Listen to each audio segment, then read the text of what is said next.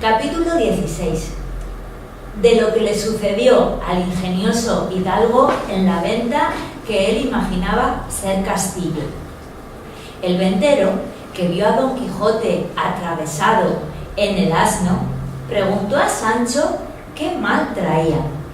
Sancho le respondió que no era nada, sino que había dado una caída de una peña abajo y que venía algo abrumadas las costillas.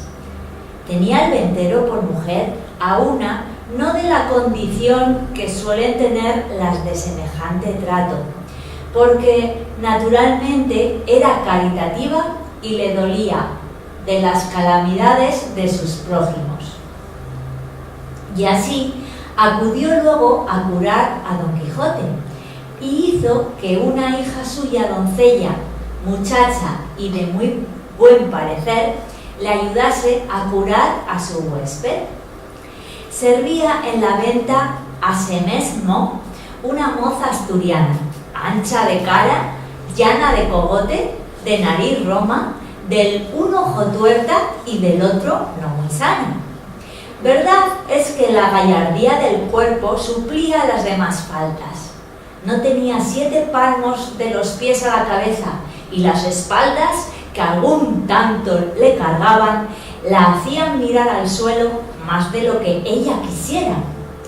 Esta gentil moza, pues, ayudó a la doncella y las dos hicieron una muy mala cama a Don Quijote, en un camaranchón que, en otros tiempos, daba manifiestos indicios que había servido de pajar muchos años, en el cual también alojaba un arriero, que tenía su cama hecha un poco más allá de la de nuestro Don Quijote.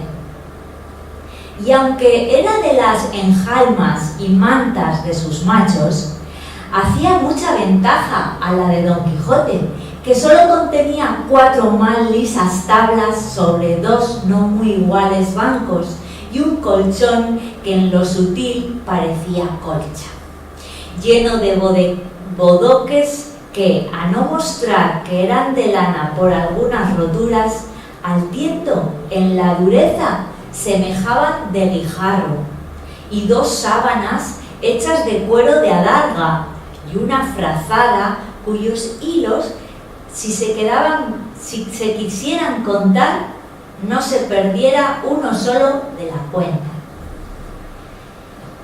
En esta maldita cama se acostó Don Quijote, y luego la ventera y su hija le emplastaron de arriba abajo, alumbrándoles maritornes.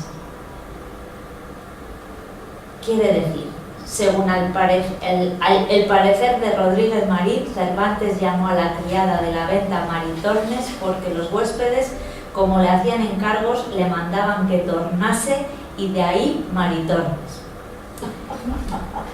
Bueno, alumbrándoles maritornes, que así se llamaba la asturiana, y como al brizmalle viese la ventera tan acerdenalado a partes a Don Quijote, dijo que aquello más parecían golpes que caída. No fueron golpes, dijo Sancho, sino que la peña tenía muchos picos y tropezones, y que cada uno había hecho su cardenal. Y también le dijo: haga vuestra merced, señora, de manera que queden algunas estopas, que no faltará quien las haya menester, que también me duelen a mí un poco los lomos. De esa manera, respondió la ventera, también debistes vos de caer. No caí, dijo Sancho Panza, sino que del sobresalto me tomé de ver caer a mi amo. De tal manera me duele a mí el cuerpo, que me parece que me han dado 1000 palos. Bien podrá ser ello, dijo la doncella, que a mí me han acontecido muchas veces soñar que caía de una torre abajo y que nunca acababa de llegar al suelo, y cuando despertaba del sueño, hallarme tan molida y quebrantada como si verdaderamente hubiera caído.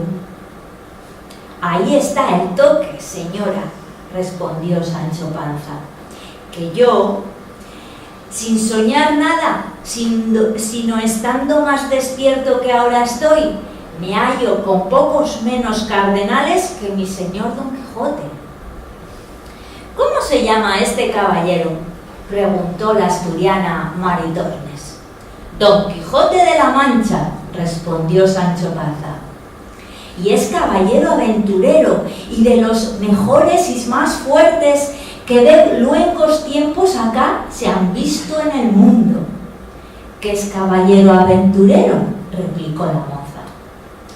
¿Tan nuevas sois en el mundo que no lo sabéis vos?, respondió Sancho Panza. Pues sabed, hermana mía, que caballero aventurero es una cosa que en dos palabras se ve apaleado y emperador. Hoy está la más desdichada criatura del mundo y la más menesterosa, y mañana tendrá 2 o 3 coronas de reinos que dar a su escudero. Pues, ¿cómo vos, siéndolo desde este buen señor, dijo la ventera, no tenéis, a lo que parece, siquiera algún condado? Aún es temprano, respondió Sancho, porque no ha sino un mes que andamos buscando las aventuras y hasta ahora no hemos topado con ninguna que lo sea. Y tal vez hay que se busca una cosa y se halla otra. Verdad es que si mi señor Don Quijote sana de esta herida o caída y yo no quedo contrecho de ella, no trocaría mis esperanzas con el mejor título de España. Todas estas pláticas estaba escuchando muy atento Don Quijote y sentándose en el lecho como pudo, tomando de la mano a la ventera, le dijo: Creedme, fermosa señora, que os podéis llamar venturosa por haber alojado en este vuestro castillo a mi persona, que es tal que si yo no la alabo es por lo que suele decirse que la alabanza propia envilece. Pero mi escudero os dirá quién soy. Solo os digo que tendré eternamente escrito en mi memoria el servicio que me habedes fecho, para agradeceroslo mientras la vida me durare, y pluviera a los altos cielos que el amor no me tuviera tan rendido y tan sujeto a sus leyes, y los ojos de aquella hermosa ingrata que digo entre mis dientes, que los de esta hermosa doncella fueran señores de mi libertad. Confusas estaban la ventera y su hija, y la buena de Maritornes, oyendo las razones del andante caballero, que así las entendían como si hablara en griego, aunque bien alcanzaron que todas se encaminaban a ofrecimiento y requiebros, y como no usadas a semejante lenguaje, mirábanle y admirábanse, y parecíales otro hombre de los que se usaban, y agradeciéndole con 20.000 razones sus ofrecimientos, le dejaron, y la asturiana Maritornes juró a Sancho que no menos lo había menester que su amo. Había el arriero concertado con ella que aquella noche se refocilarían juntos, y ella le había dado su palabra de que, en estando sosegados los huéspedes y durmiendo sus amos, le iría a buscar y satisfacerle al gusto en cuanto le mandase. Y cuéntanse de esta buena moza que jamás dio semejantes palabras que no las cumpliese, aunque las diese en un monte y sin testigo alguno, porque presumía muy de hidalga y no tenía por afrenta estar en aquel ejercicio de servir en la venta, porque decía ella que desgraciadas y malos sucesos le habían traído a aquel estado. El duro, estrecho, apocado y fementido lecho de Don Quijote estaba primero en mitad de aquel estrellado establo, y luego, junto a él, hizo el suyo Sancho, que solo contenía una estera de Enea y una manta, que antes mostraba ser de Angeo, tundido que de lana. Sucedía a estos dos lechos el del arriero, fabricado, como se ha dicho, de las enjalmas y de todo el adorno de los dos mejores bulos que traía, aunque eran 12, lucios, gordos y famosos, porque era uno de los ricos arrieros de Arévalo, según lo dice el autor de esta historia, que de este arriero hace particular mención porque le conocía muy bien, y aún quieren decir que era algo pariente suyo. Fuera de que Fide Hamete Menengeli fue historiador muy curioso y muy puntual en todas las cosas, y echase bien de ver, pues las que quedan referidas, con ser tan mínimas y tan rateras, no las quiso pasar en silencio, de donde podrán tomar ejemplo los historiadores graves, que nos cuentan las acciones tan corta y sucintamente, que apenas nos llegan a los labios, dejándose en el tintero ya por descuido, por malicia o ignorancia, lo más sustancial de la obra. Bien haya 1000 veces el autor de Tablante de Ricamonte y aquel del otro libro donde se cuentan los hechos del conde Tomillas, y con qué puntualidad lo describen todo. Digo, pues, que después de haber visitado el arriero a su recua y dádole el segundo pienso, se tendió en sus enjalmas y se dio a esperar a la puntualísima Maritornes. Ya estaba Sancho, bizmado y acostado, y aunque procuraba dormir, no lo consentía el dolor de sus costillas, y Don Quijote, con el dolor de las suyas, tenía los ojos abiertos como liebre. Toda la venta estaba en silencio, y en toda ella no había otra luz que la que daba una lámpara que colgada en medio del portal ardía. Lo dejo y sigue alto.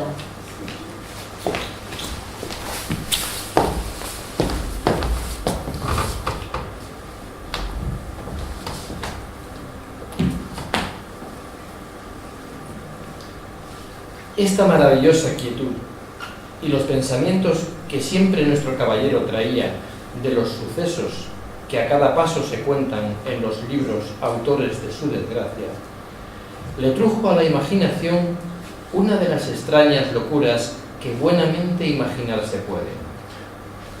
Y fue que él se imaginó haber llegado a un famoso castillo, que, como se ha dicho, castillos eran a su parecer todas las ventas donde alojaba, y que la hija del ventero lo era del señor del castillo, la cual, vencida de su gentileza, se había enamorado de él y prometido que aquella noche, a furto de sus padres, vendría a yacer con él una buena pieza. Y teniendo toda esta quimera que él se había fabricado por firme y valedera, se comenzó a acuitar y a pensar en el peligroso trance en que su honestidad se había de ver, y propuso en su corazón de no cometer alevosía a su señora Dulcinea del Toboso, aunque la misma reina Ginebra con su dama Quintañona se le pusiesen delante.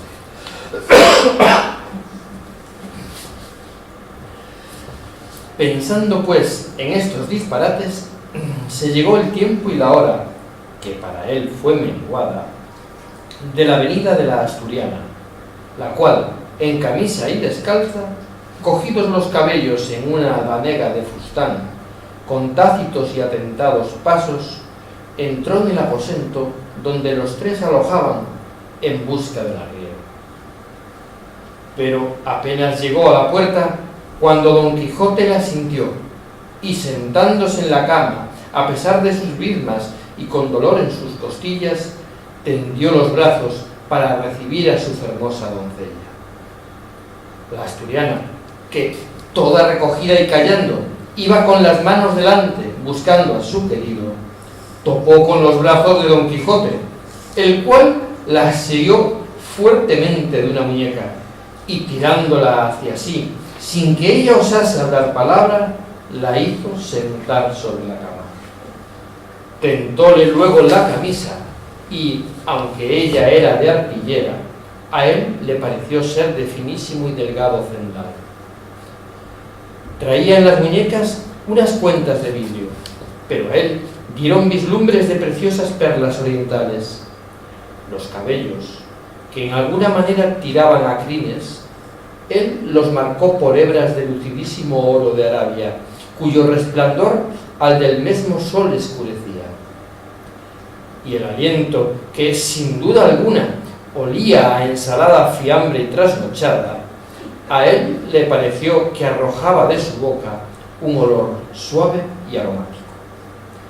Y finalmente, él la pintó en su imaginación de la misma traza y modo que lo había leído en sus libros de la otra princesa que vino a ver el mal ferido caballero, vencida de sus amores, con todos los adornos que aquí van puestos. Y era tanta la ceguedad del pobre hidalgo que el tacto, ni el aliento, ni otras cosas que traía en sí la buena doncella no le desengañaban, las cuales pudieran hacer vomitar a otro que no fuera arriero. Antes le parecía que tenía en sus brazos a la diosa de la hermosura. Y teniéndola bien asida, con voz amorosa y baja, le comenzó a decir: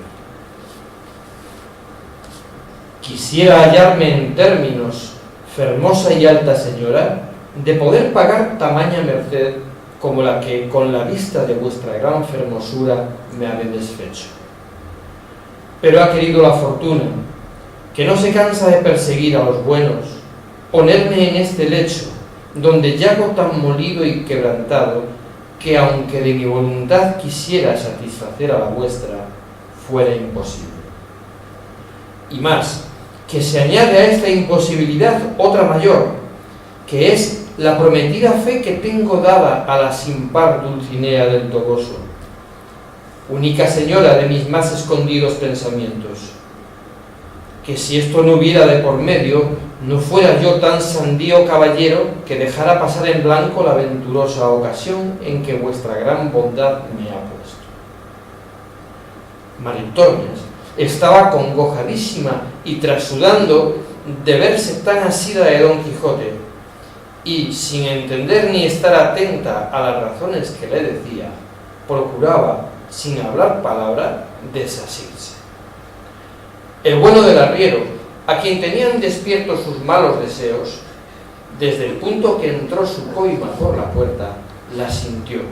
Estuvo atentamente escuchando todo lo que decía Don Quijote y, celoso de que la asturiana le hubiese faltado a la palabra por otro, se fue llegando más al lecho de Don Quijote y estúvose quedo hasta ver en qué paraban aquellas razones que él no podía entender.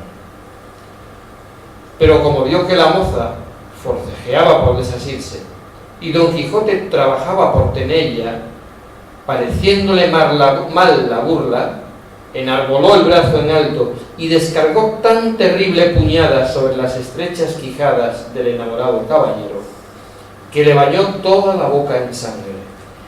Y, no contento con esto, se le subió encima de las costillas y con los pies más que de trote, se las paseó todas de cabo a cabo. El lecho, que era un poco endeble y de no firmes fundamentos, no pudiendo sufrir la añadidura del arriero, dio consigo en el suelo, a cuyo gran ruido despertó el ventero, y luego imaginó que debían de ser pendencias de Maritornes, porque habiéndola llamado a voces no respondía. Con esta sospecha se levantó y, encendiendo un candil, se fue hacia donde había sentido la pelaza. La moza, viendo que su amo venía y que era de condición terrible, toda medrosica y alborotada, se acogió a la cama de Sancho Panza, que aún dormía, y allí se acurrucó y se hizo un ovillo. El ventero entró diciendo: ¿A dónde estás, puta? A buen seguro que son tus cosas estas. En esto despertó Sancho y, sintiendo aquel bulto casi encima de sí, pensó que tenía la pesadilla y comenzó a dar puñadas a una y a otra parte, y entre otras alcanzó con no sé cuántas a Maritornes, la cual, sentida del dolor, echando a rodar la honestidad, dio el retorno a Sancho con tantas que a su despecho le quitó el sueño.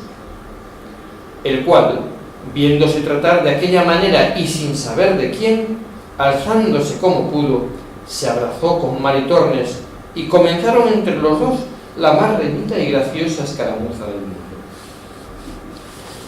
Viendo pues el arriero a la lumbre del candil del ventero, cuál andaba su dama, dejando a Don Quijote, acudió a dalle el socorro necesario.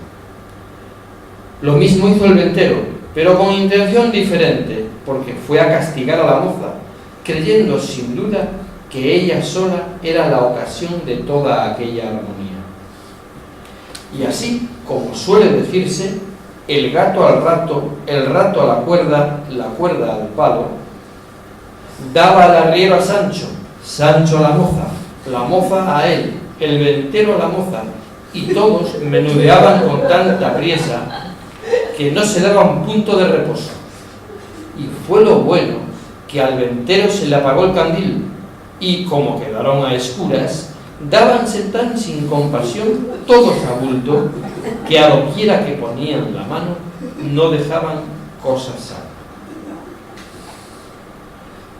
Alojaba acaso aquella noche en la venta un cuadrillero de los que llaman de la Santa Hermandad Vieja de Toledo, el cual, oyendo ansimesmo el extraño estruendo de la pelea, asió de su media vara y de la caja de lata de sus títulos, y entró a escuras en el aposento diciendo: «Ténganse a la justicia, ténganse a la Santa Hermandad».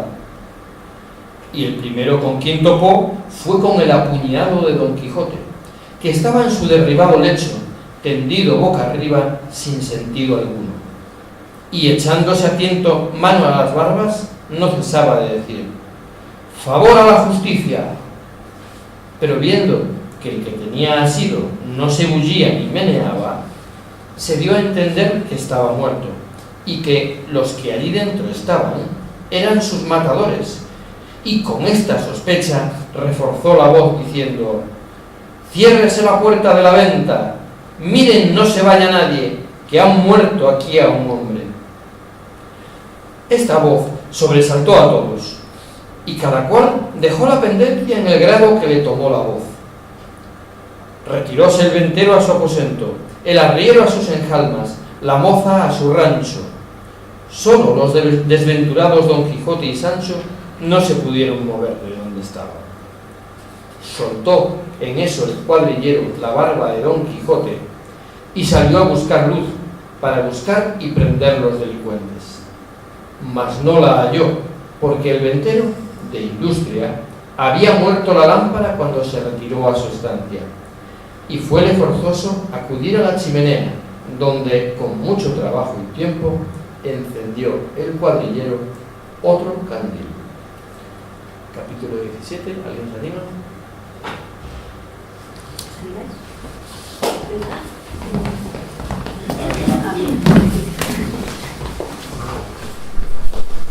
Capítulo 17, donde se prosiguen los innumerables trabajos que el bravo Don Quijote y su buen escudero Sancho Panza pasaron en la venta, que por su mal pensó que era Castilla.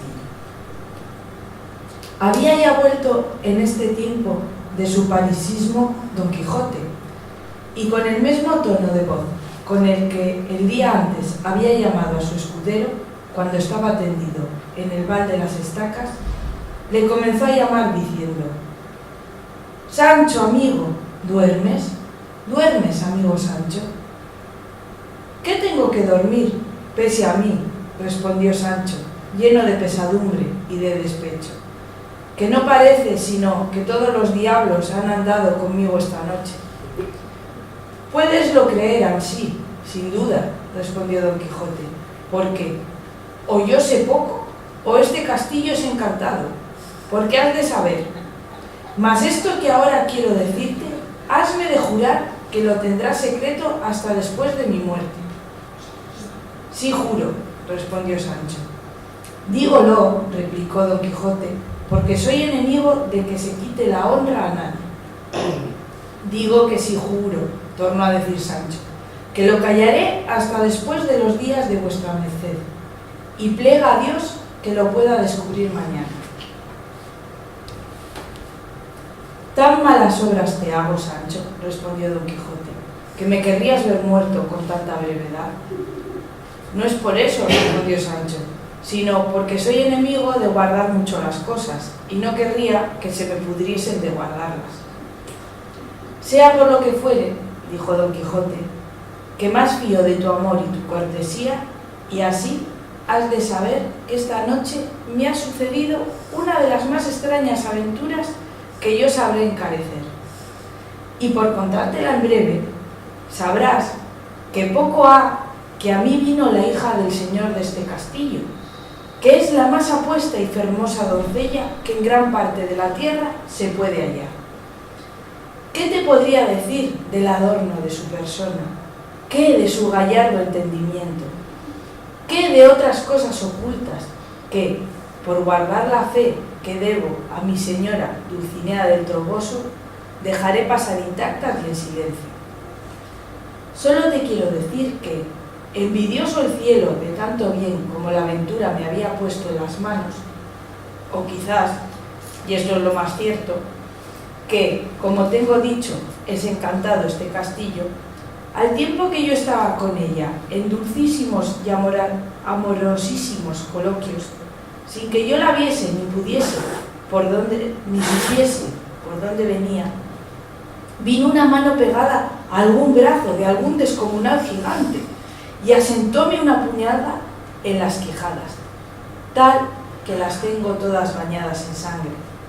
Y después me molió de tal suerte que estoy peor que ayer cuando los arrieros, que por demasías de Rocinante nos hicieron el agravio que sabes. Por donde conjeturo que el tesoro de la fermosura de esta doncella le debe de guardar algún encantado moro, y no debe de ser para mí. Ni para mí tampoco, respondió Sancho, porque más de 400 moros me han aporreado a mí, de manera que el molimiento de las estacas fue tortas y pan pintado. Pero dígame, señor, ¿cómo llama a esta buena y rara aventura, habiendo quedado de ella cual quedamos? Aun vuestra merced, menos mal, pues tuvo en sus manos aquella incomparable fermosura que ha dicho, pero yo, ¿qué tuve sino los mayores porrazos que pienso recibir en toda mi vida? Desdichado de mí y de la madre que me parió, que ni soy caballero andante, ni lo pienso ser jamás, y de todas las malandanzas me cabe la mayor parte. Luego, ¿también estás tú aporreado?, respondió Don Quijote. No le he dicho que sí, pese a mi linaje, dijo Sancho. No tengas pena, amigo, dijo Don Quijote, que yo haré ahora el bálsamo precioso, con que sanaremos en un abrir y cerrar de ojos. Acabó en esto de encender el candil el cuadrillero y entró a ver el que pensaba que era muerto. Y así como le vio entrar Sancho, viéndole venir en camisa y con su paño de cabeza y candil en la mano, y con una muy mala cara, preguntó a su amo: Señor, si será este, a dicha, el moro encantado que nos vuelve a castigar si se dejó algo en el tintero.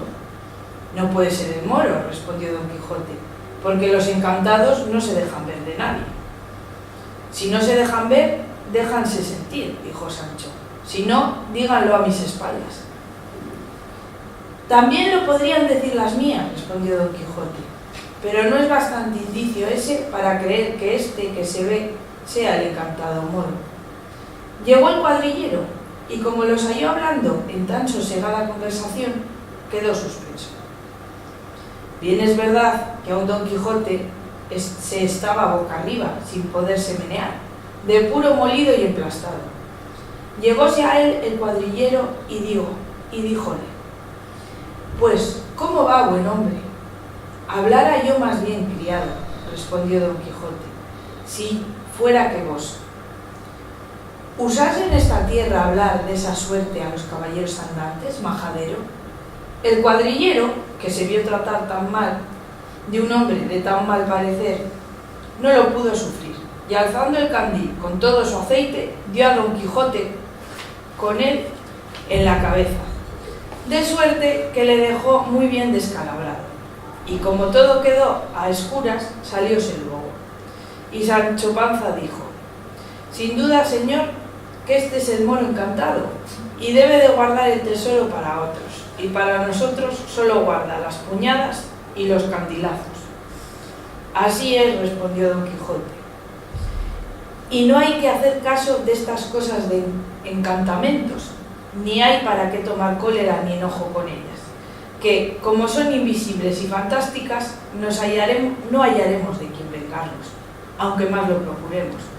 Levántate, Sancho, si puedes, y llama al alcaide de esta fortaleza y procura que se me dé un poco de aceite, vino, sal y romero para hacer el salutífero bálsamo, que en verdad que creo que lo he bien menester ahora, porque se me va mucha sangre de la herida que esta fantasma me ha dado».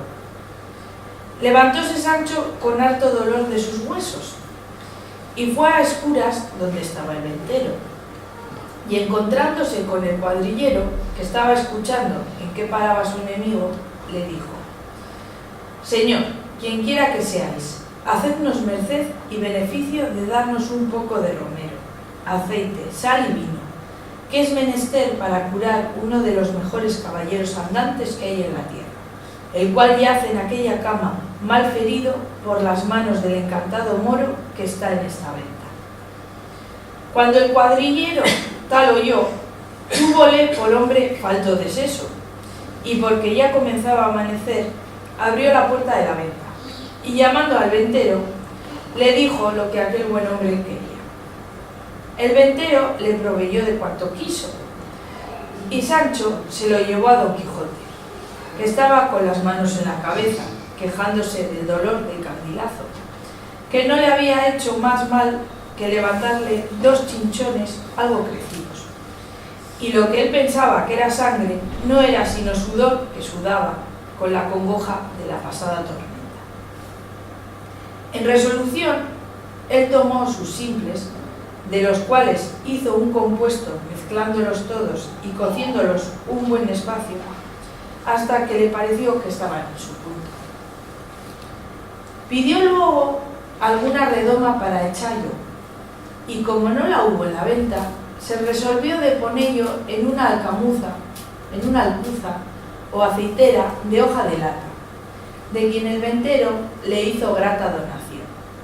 Y luego dijo sobre la alcuza más de 80 paternoster y otras tantas avemarías, salves y credos, y a cada palabra acompañaba una cruz a modo de bendición, a todo lo cual se hallaron presentes Sancho, el ventero y cuadrillero, que ya el arrillero sosegadamente andaba entendiendo en el beneficio de sus machos.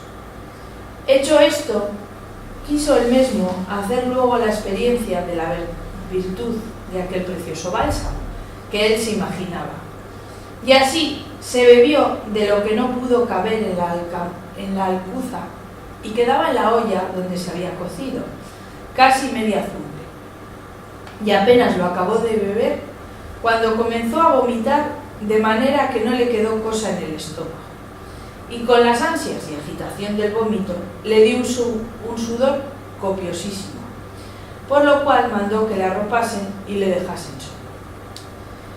Hicieronlo así, y quedóse dormido más de 3 horas, al cabo de las cuales despertó, y se sintió aliviadísimo del cuerpo, y en tal manera mejor de su quebrantamiento, que se tuvo por sano, y verdaderamente creyó que había acertado con el bálsamo de Fierabrás, y que con aquel remedio podía cometer, desde allí adelante, sin temor alguno, cualesquiera ruinas, batallas y pendencias por peligrosas que fueran. Sancho Panza, que también tuvo a milagro la mejoría de su amo, le rogó que le dijese a él que le diese a él lo que quedaba en la olla, que no era poca cantidad. Concedióselo Don Quijote, y él, tomándola a 2 manos, con buena fe y mejor talante, se la echó a pechos y envasó bien poco menos que su amo. Es pues el caso que el estómago del pobre Sancho no debía ser tan delicado como el de su amo, y así, primero que vomitase, le dieron tantas ansias y bascas, con tantos trasedures y desmayos, que él pensó bien y verdaderamente que era llegada su última hora, y viéndose tan afligido y congojado, maldecía el bálsamo y al ladrón que se lo había dado. Viéndole así, Don Quijote le dijo: yo creo, Sancho, que todo este mal te viene de no ser armado caballero, porque tengo para mí que este licor no debe de aprovechar a los que no lo son.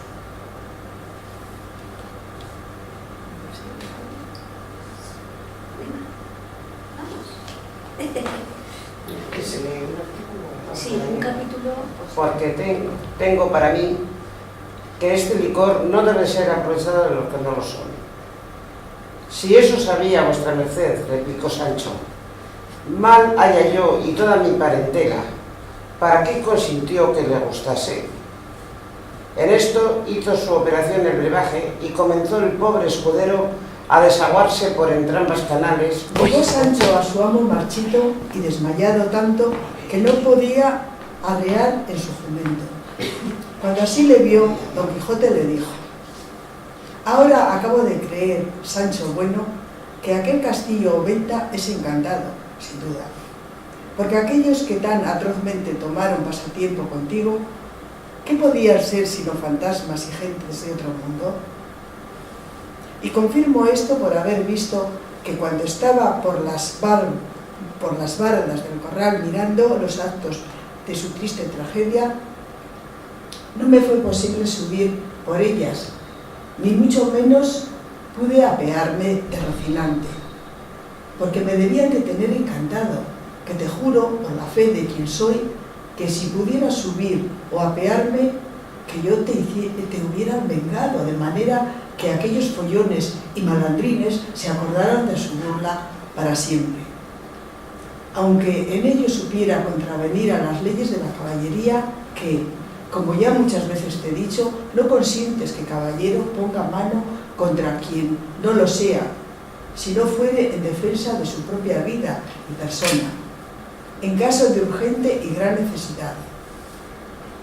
También me vengara, si yo pudiera, fuera o no fuera armado caballero, pero no pude, aunque tengo para mí que aquellos que se ahogaron conmigo no eran fantasmas ni hombres encantados, como vuestra merced dice, sino hombres de carne y hueso, como nosotros, y todos los oí nombrar cuando me volteaban, tenían sus nombres, que el uno se llamaba Pedro Martínez, que el otro Tenorio Hernández, y el ventero oí que le llamaban Juan Palomeque, el zurdo.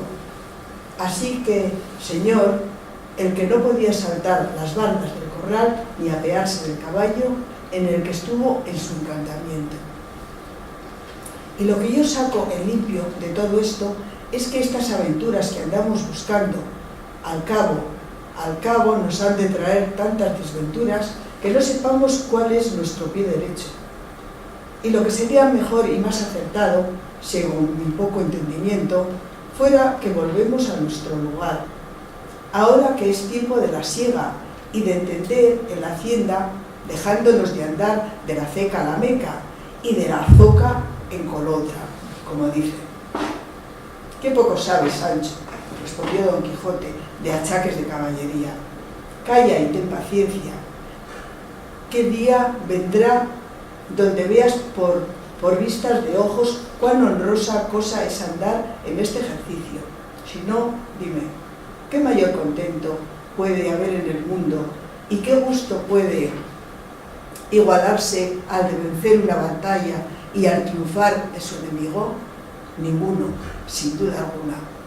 Así debe ser, respondió Sancho, puesto que yo no lo sé. Solo sé que después que somos caballeros andantes, o vuestra merced lo es, que yo ya no hay quien me cuente en tan honroso número, jamás hemos vencido batalla alguna, si no fue la del vizcaíno, y aún de aquella salió vuestra merced con media oreja y media celada menos.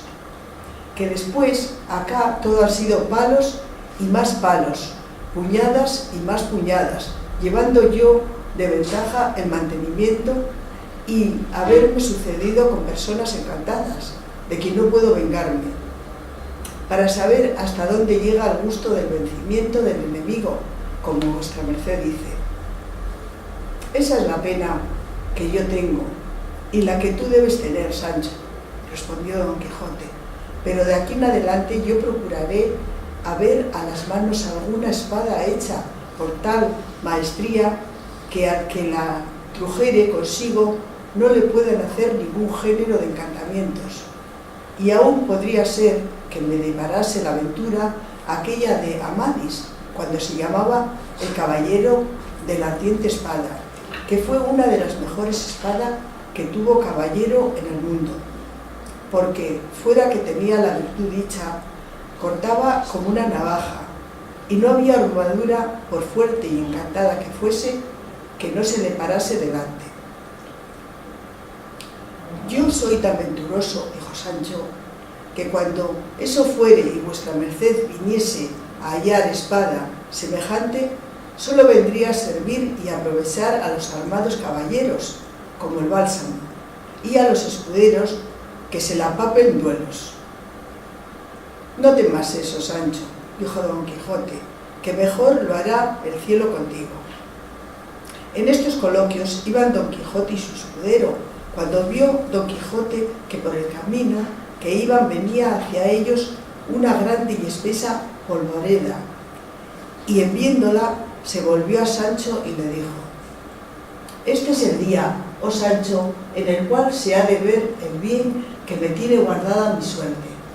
Este es el día, digo, que se ha de demostrar tanto en alguno el valor de mi brazo, y en el que tengo que hacer obras que queden escritas en el libro de la fama por todos los venideros siglos.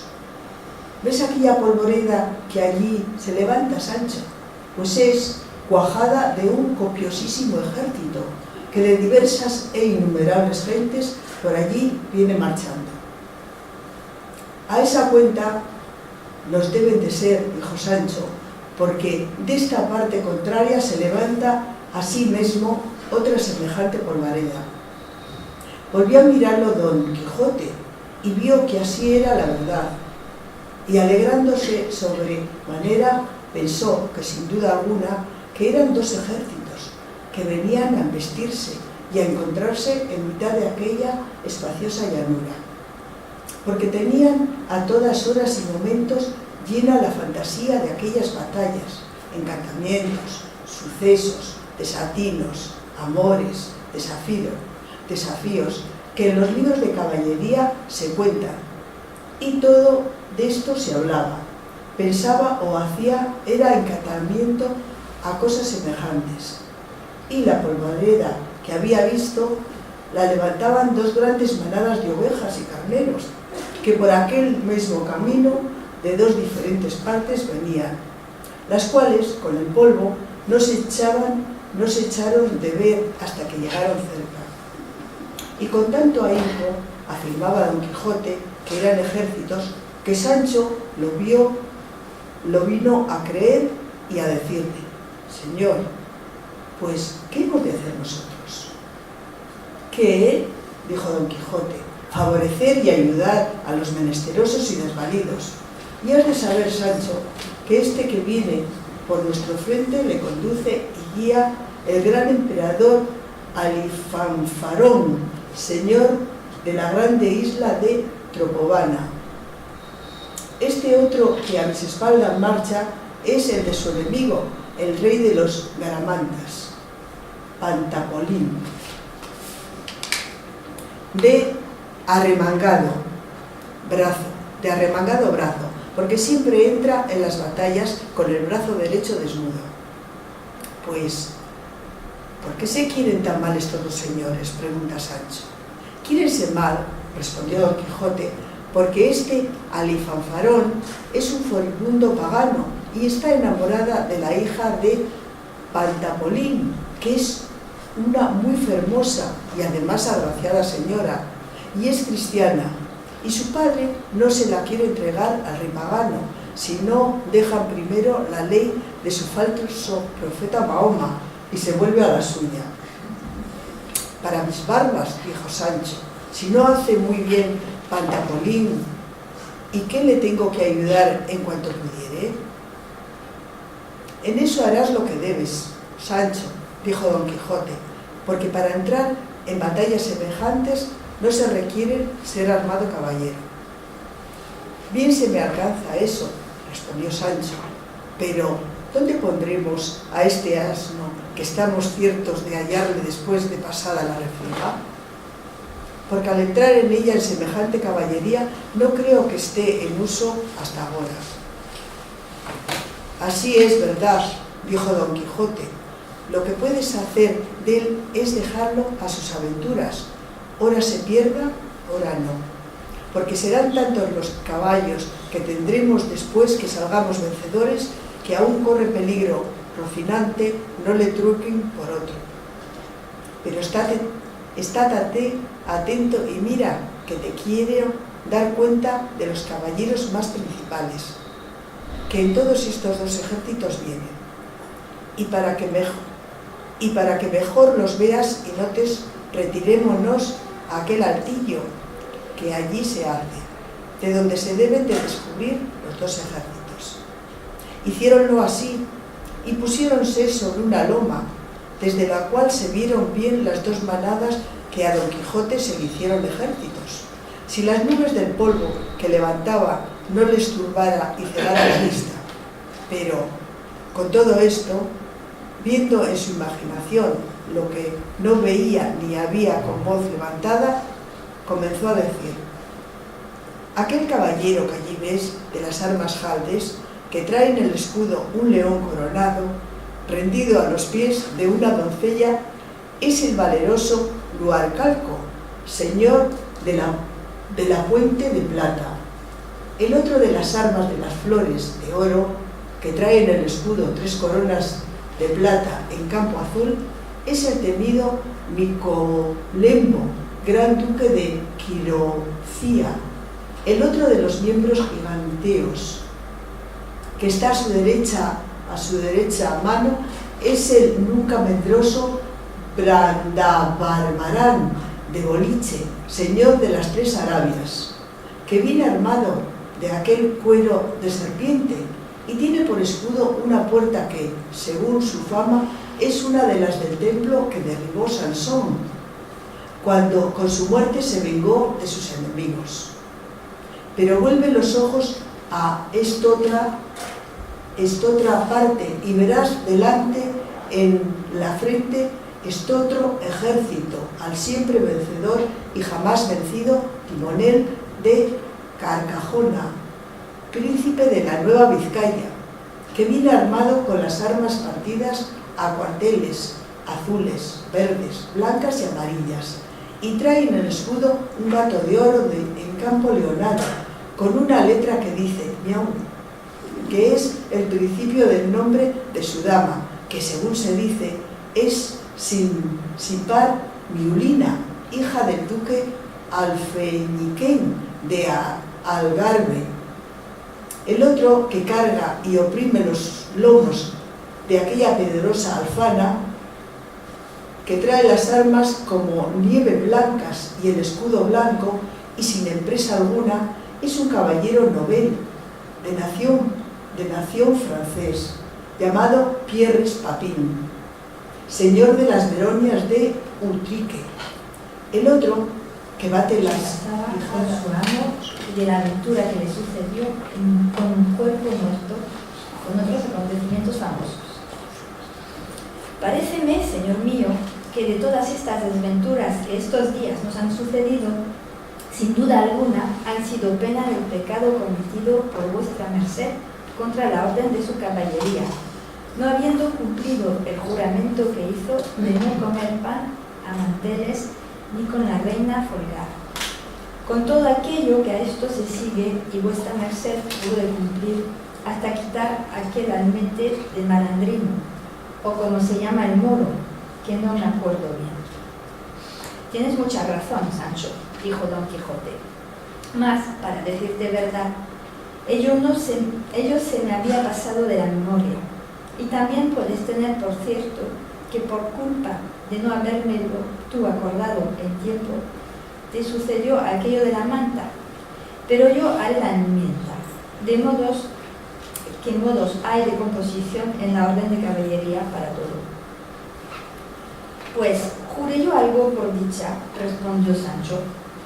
No importa que no hayas jurado, dijo Don Quijote. Basta que yo entiendo que de participantes no estás muy seguro, y por sí o por no será malo proveernos de remedio. Pues si ello es así, dijo Sancho, mire vuestra merced, no se le torne a olvidar esto, como lo del juramento. Quizás les volverá la gana a las fantasmas de solazarse otra vez conmigo, y aún con vuestra merced, si le ven tan pertinaz. En estas y otras pláticas les tomó la noche en mitad del camino, sin tener ni descubrir dónde aquella noche se recogiesen. Y lo que no había de bueno en ello era que perecían de hambre, que con la falta de las alforjas les faltó toda la despensa del matalotaje. Y para acabar de confirmar esta desgracia, les sucedió la aventura que, sin artificio alguno, verdaderamente lo parecía. Y fue que la noche cerró con alguna oscuridad, pero con todo esto caminaban, creyendo Sancho que, pues aquel camino era real, a 1 o 2 leguas, de buena razón hallaría en él alguna venta. Yendo pues de esta manera la noche oscura, el escudero hambriento y el amo con ganas de comer, vieron que por el mismo camino que iban venían hacia ellos gran multitud de lumbres, que no parecían sino estrellas que se movían.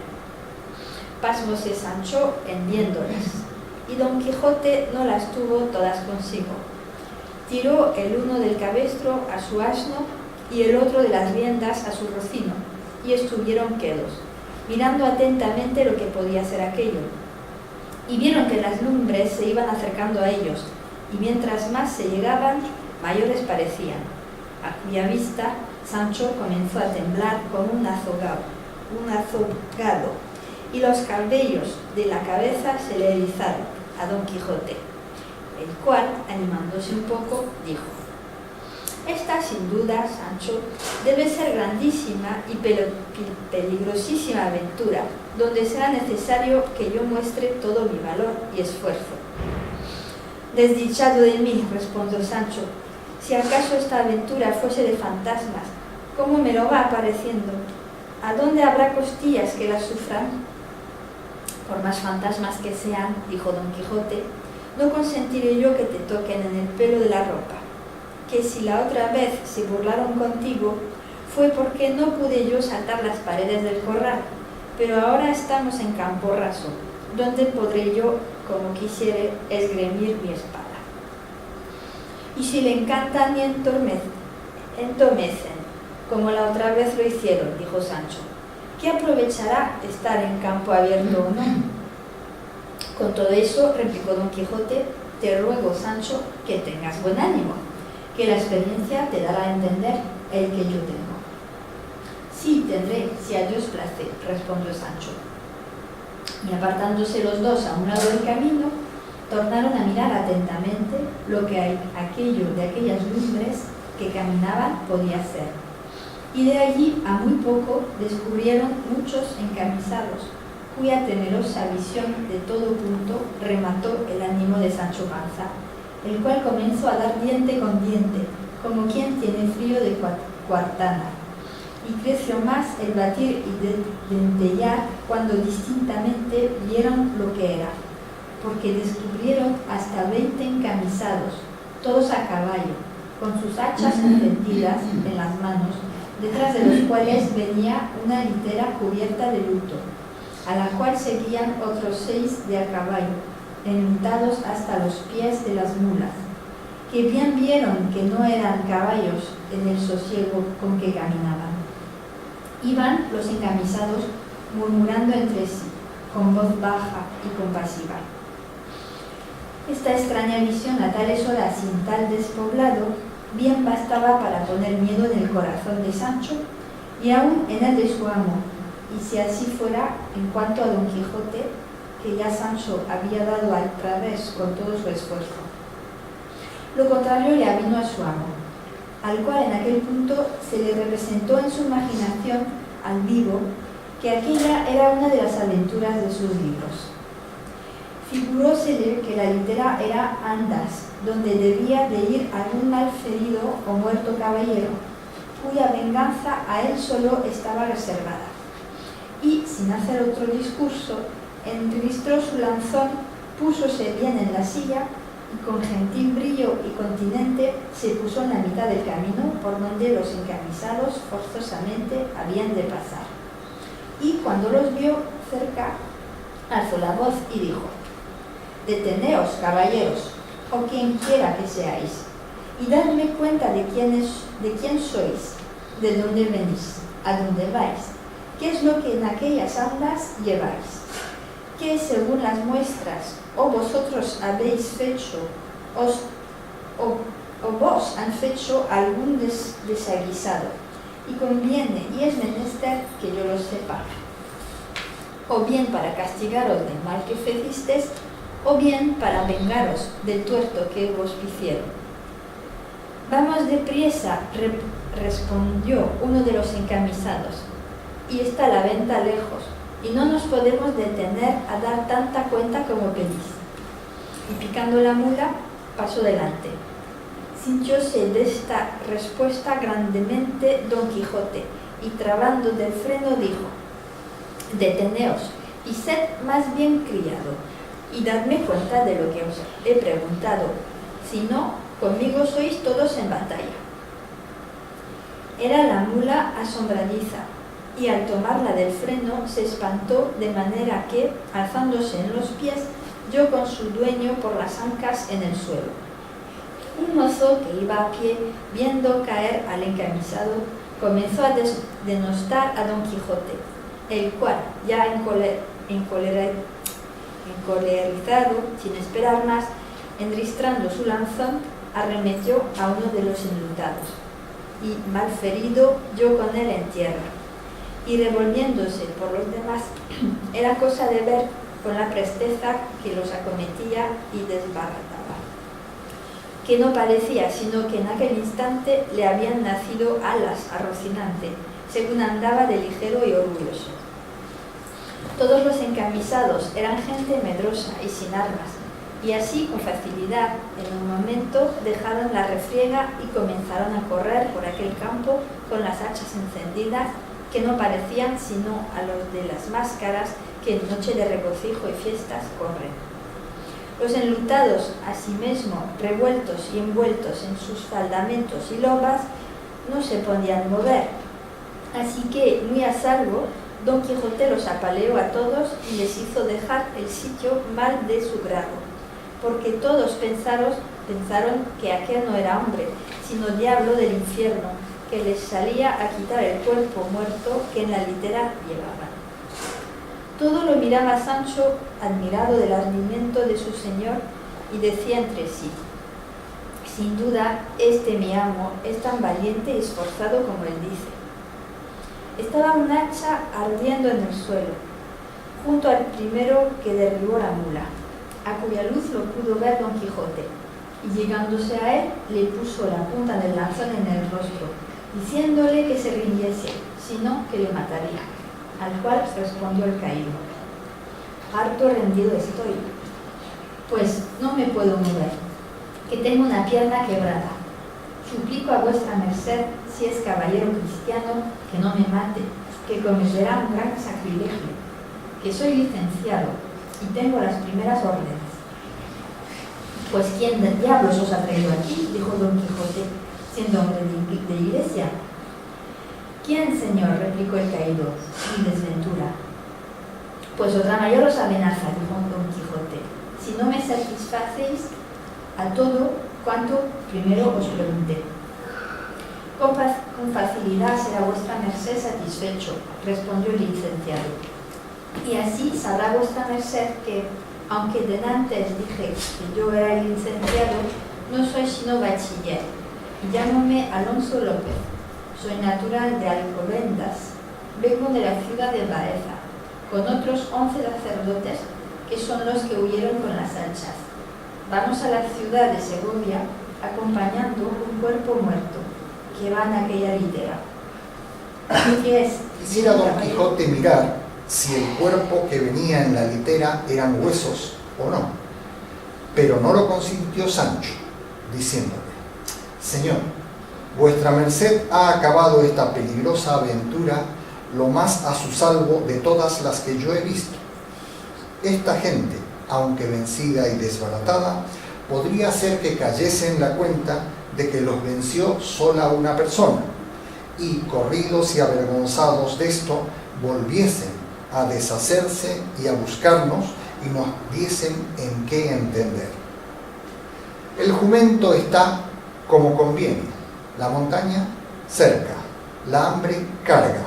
No hay que hacer sino retirarnos con gentil compás de pies. Y como dicen, váyase el muerto a la sepultura y el vivo a la hogaza. Y antecogiendo su asno, rogó a su señor que le siguiese, el cual, pareciéndole que Sancho tenía razón, sin volverse a replicar, le siguió. Y a poco trecho que caminaban por entre dos montañuelas, se hallaron en un espacioso y escondido valle, donde se apearon, y Sancho alivió el jumento, y tendido sobre la verde hierba, con la salsa de su hambre, almorzaron, comieron, merendaron y cenaron a un mismo punto, satisfaciendo sus estómagos con más de una fiambrera que los señores clérigos del difunto, que pocas veces se dejan mal pasar, en la fémila de su repuesto traían. Mas sucedióles otra desgracia, que Sancho la tuvo por la peor de todas, y fue que no tenían vino que beber, ni agua que llevar a la boca.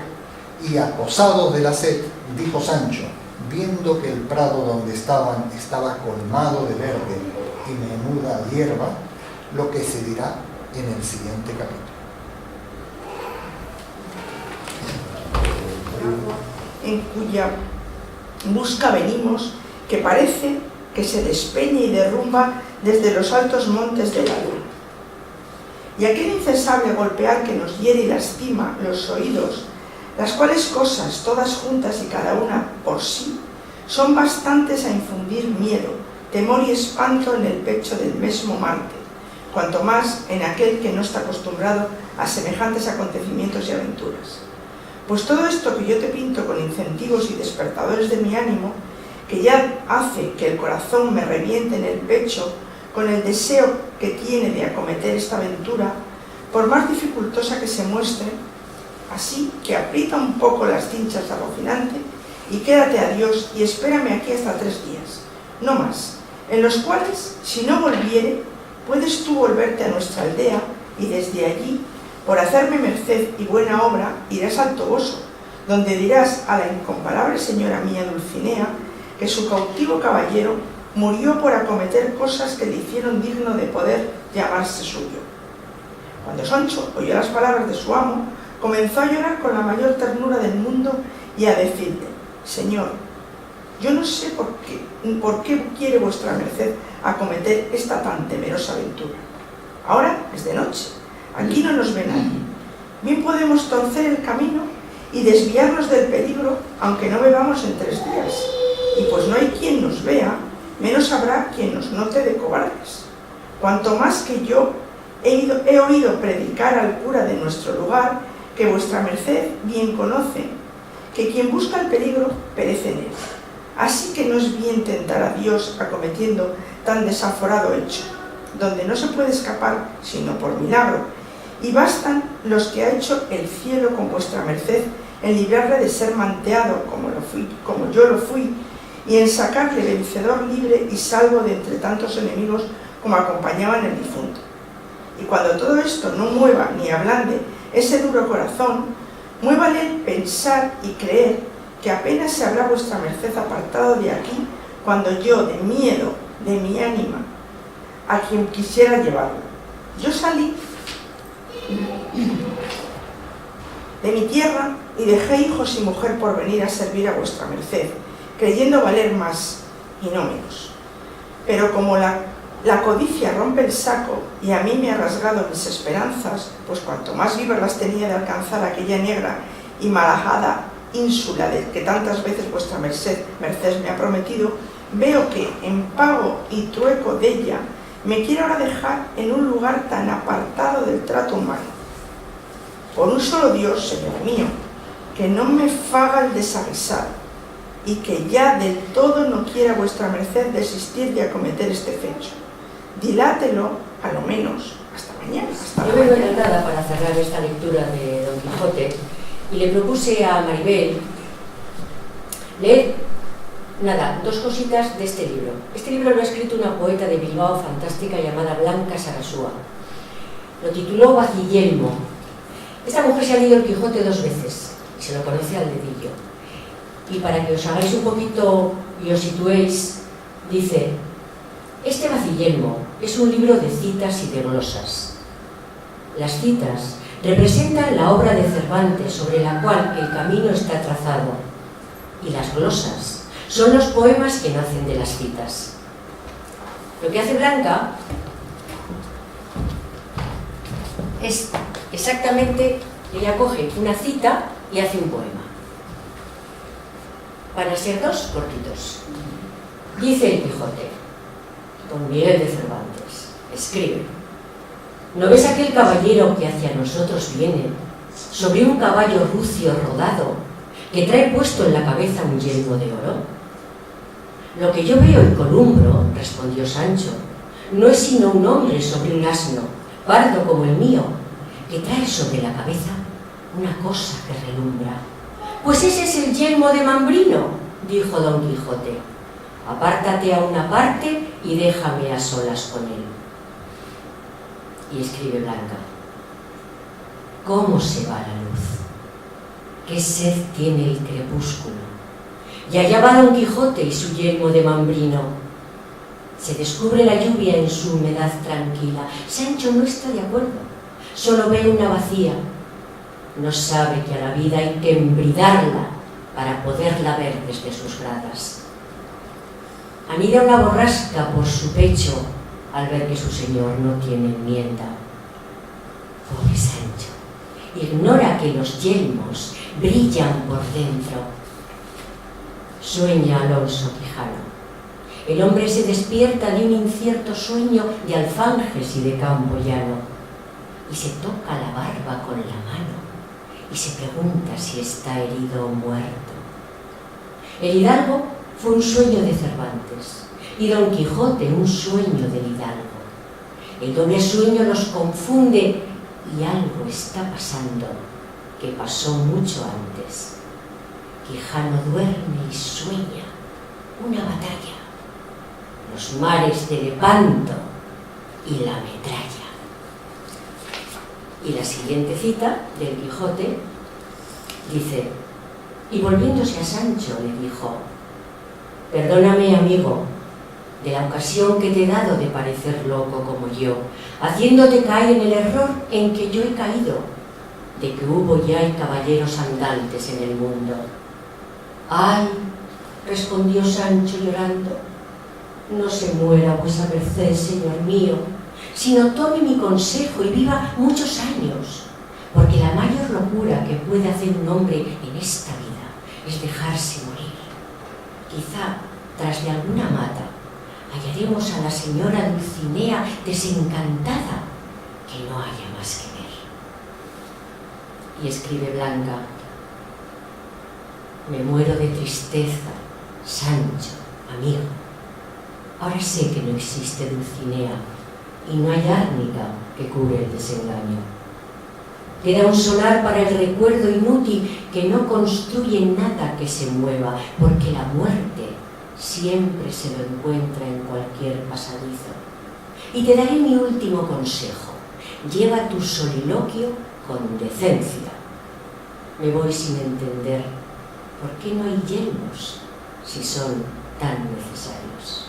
Esto es todo. Gracias.